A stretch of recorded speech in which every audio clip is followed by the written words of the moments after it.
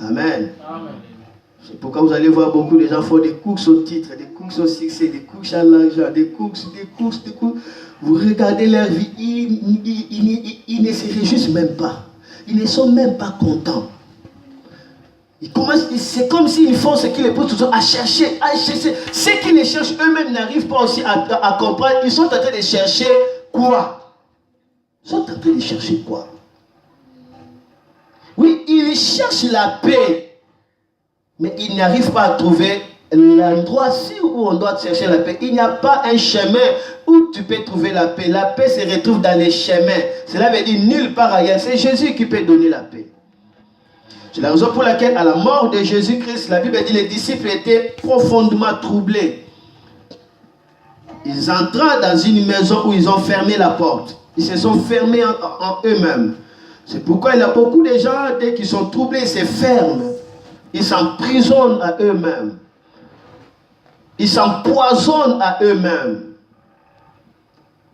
Et tout autour de lui devient amer. Il hait la nature. Il hait leur propre vie. D'autres, il hait même leur nom. D'autres même n'arrivent même pas à se regarder dans le miroir. Ils hait eux-mêmes. Et d'autres même, lorsqu'ils sont intoxiqués par ces troubles, ils commencent à déchirer ses propres photos. Et d'autres même, pour dormir, il faut qu'il y ait des piqûres, des médicaments. Le sommeil n'est plus naturel.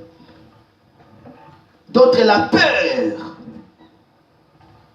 Mais la Bible dit, dans leur situation étant fermée, Jésus est entré au milieu d'eux. Là où tu n'as pas d'accès, Jésus entrera. Là où tu n'as pas d'accès, Jésus, ma prière est que Jésus-Christ te localise là où tu es enfermé. Ma prière est que là où tu es enclos, que Jésus-Christ entre. Ils étaient enfermés, donc il n'y avait pas l'accès de l'intérieur vers l'extérieur. Il n'y avait pas l'accès de l'extérieur aussi vers l'intérieur. Ils étaient bloqués, fermés. Mais Jésus est entré, il leur dit que la paix soit avec vous. Jésus a libéré sa paix sur ses disciples.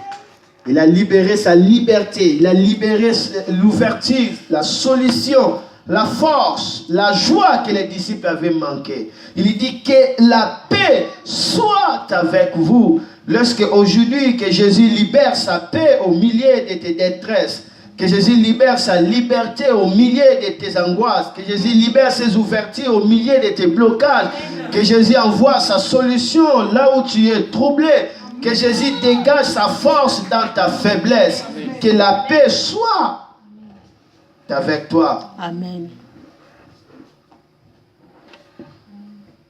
Et Jésus leur montra des traces. Il dit, mais voici des traces. Alléluia. Jésus devait leur montrer des traces pour affermir leur paix. Lorsque Jésus te montre des traces de victoire, des traces de miracles, pour que ta paix soit affermie en lui. Amen. Il leur montra des traces pour affermir leur paix. Que Jésus affermisse ta paix. Amen. La paix que Jésus te montre, ça ne sera jamais perdu. Ça sera affermi. Alléluia. Alléluia. Amen.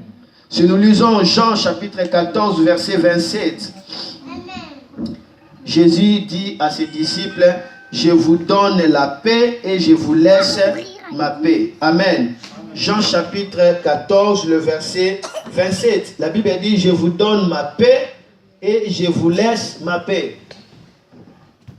Regardez bien ce que Jésus a fait. Comment est-ce que tu peux donner la paix et tu peux laisser encore la paix? Amen. Il dit à ses disciples, moi je m'en vais au Père. Mais avant que je puisse aller, je vous donne ma paix et je vous laisse ma paix. Amen. Tu sais, la paix de Jésus, c'est cette paix-là, la quiétude-là que Jésus avait, où il ne manquait de rien. Mais Jésus n'avait pas de voiture, Jésus n'avait même pas un cheval. N'est-ce pas? Amen. Il n'avait pas de pirogue. Mais il avait toute la possibilité d'en avoir. Mais il voulait démontrer comment est-ce que la personne ne peut pas avoir la voiture, mais elle est dans la paix profonde. Jésus ne s'inquiétait de rien. La paix de Jésus, c'est quoi? Jésus est en train de dormir pendant que le vent soufflait, la barque voulait se casser, la barque voulait se branler, mais Jésus dormait. Quelle dimension de paix!